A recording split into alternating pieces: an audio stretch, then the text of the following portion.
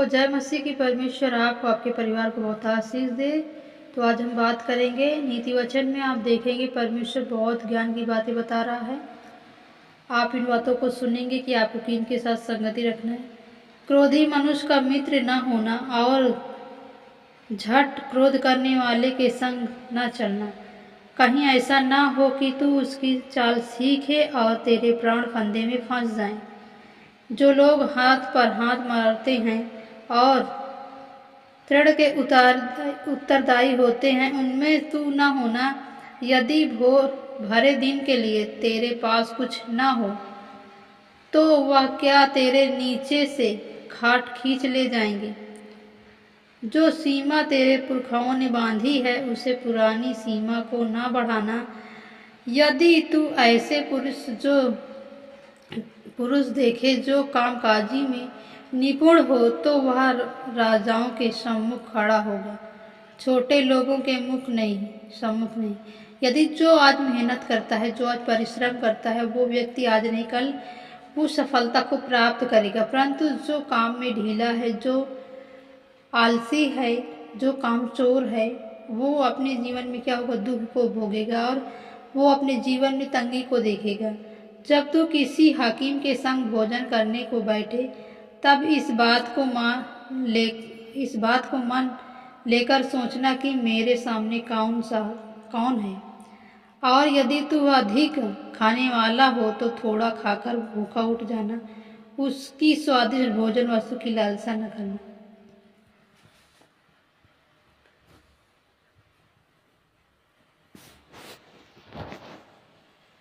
धनी होने के लिए परिश्रम न करना, अपने समझ का भरोसा छोड़ना, क्योंकि तू अपनी दृष्टि उस वस्तु पर लगा जो यहाँ नहीं। वह उकाऊ पक्षी के समान पंख लगाकर निसंदेह आकाश की ओर उड़ जाता है। जो डाह से देखता है, उसकी रोटी न खाना। यानी जो आज आपको बुरी नज़रों से देखता है, जो डाह से देखता है, उसकी रोटी न खाना और न उसके स्वादिष्ट भोजन वस्तु की लालसा करना।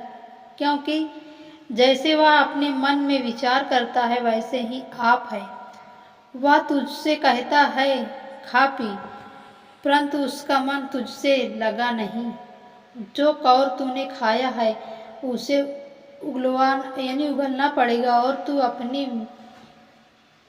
अपनी मीठी बातों का फल खाएगा। आमीन। मूर्ख के सामने ना बोलना, नहीं तो वह तेरी बुद्धि के वचन को तुच्छ जानेगा।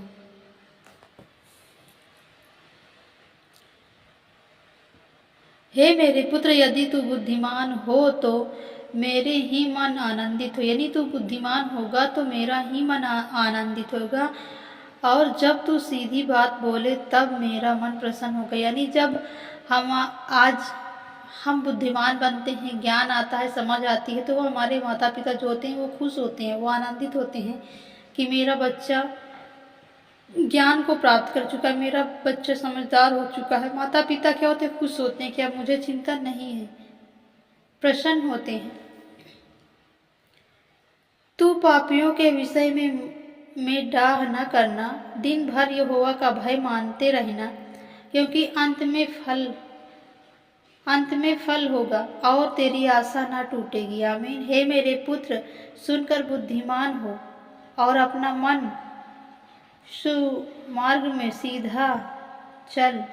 दाख मधु के पीने वालों में न होना, न मांस के अधिक खाने वालों के संगति करना, क्योंकि पियक्कड़ और पेटू अपना भाग खोता है और पीन काल के चिथड़े पहनने पड़ेंगे। यानी बीते कालों में क्या होगा, चिथड़े पहनने पड़ेंगे।